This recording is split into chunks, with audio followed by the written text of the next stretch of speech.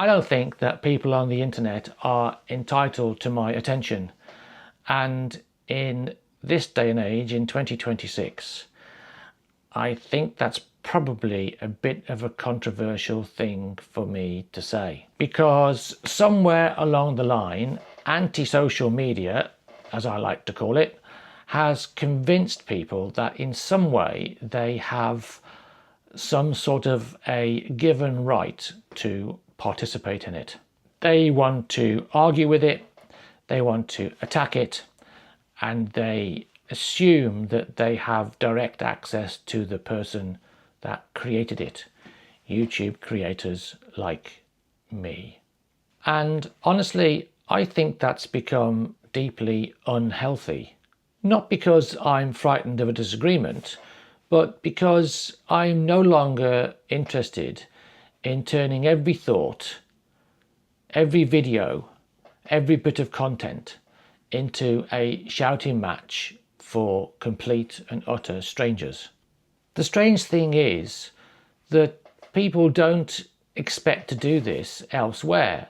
They only expect to do it on what I have called anti-social media, and I've called it anti-social media for a very good reason. Nobody watches the BBC or a BBC programme and then becomes furious that they can't interact and argue with the presenter. Nobody watches Netflix and demands that the actors defend themselves in the comment section below. But on YouTube, people increasingly expect access, constant access, but not just to the content, but to the content creator. I think anti-social media has somewhere blurred the line between watching something and somehow believing you own part of the conversation around it. Now, of course, disagreement is normal, and healthy disagreement is normal. In fact, it's very normal. But that's not what a lot of online discussion has become anymore. It's changed into something else. It's changed into some other beast.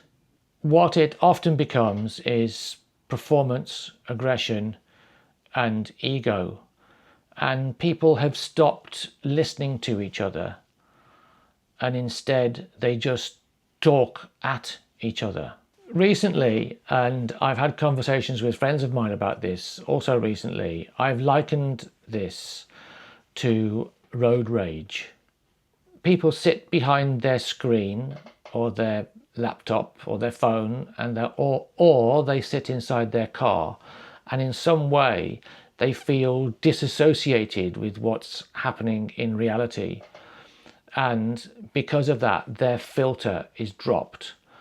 Their filter goes down, and they would say and or type things that they would never say to a human being's face.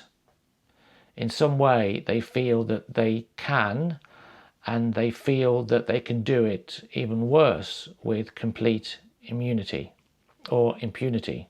It actually does three pretty awful things. It removes consequence, it removes empathy, and most importantly, it removes basic human decency.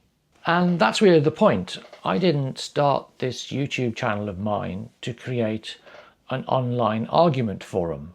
There are plenty of other places you can go to do that. I started it to make videos, YouTube videos, where I could share my thoughts, my experience, videos about riding, and anything else that came to mind. Some people will agree with what I say, and some people won't agree with what I say, and that's absolutely fine. But I don't believe that every opinion, certainly every opinion of mine, needs to become a point of public debate. And I don't think that YouTube creators like me should just simply hand over unlimited access or unlimited emotional access to complete strangers so that they can have a rant and be aggressive in comments. So that's why comments on my channel are off, and that's why comments on my channel are staying off, and that's why comments on my channel are never going to be turned on. So let me just put that into perspective, and thank you for still being here with me. My channel is a bit more like a broadcasting channel, rather than it being like a town hall meeting where everybody wants to have their say and gets angry with everybody else, and even more so at the person hosting the meeting. All I can say to all you fellow motorcyclists out there, please ride safely.